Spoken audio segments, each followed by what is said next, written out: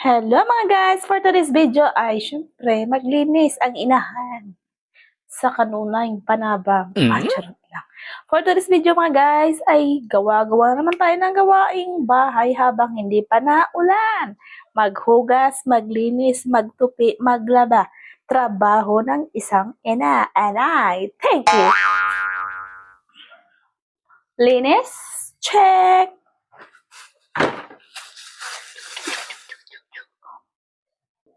So guys, pero na naman tayong time na yun maglinis kasi nga wala ang dalawa kong tagakalat sa bahay. So it's time to clean. Tara, samahan niyo ako Pag ina na tayo guys, alam niyo na ang ating sa buhay rule.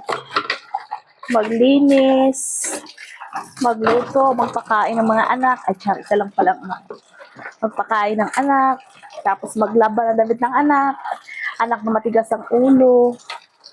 Pero titiisin natin, wala tayong choice.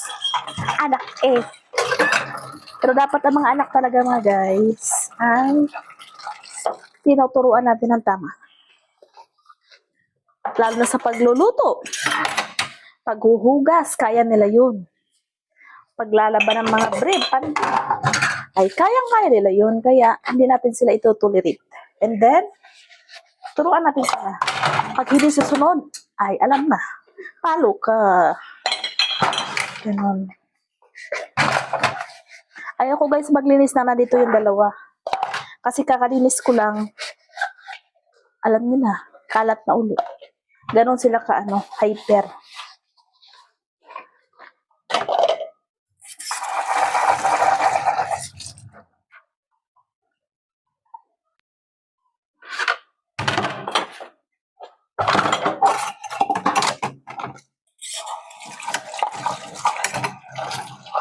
Pagpasensyahan nyo na ang aking braso, syempre.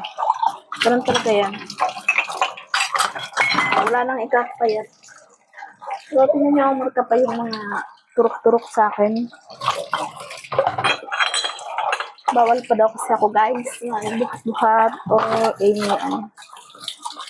syempre, sinunod ko naman. Kaso nga lang, hindi naman ako magpapakali sa kalat ng paligid ko. Tapos pa, upo-upo lang ako.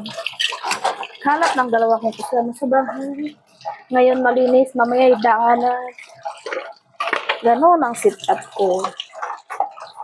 Linis na ako, kalat dito.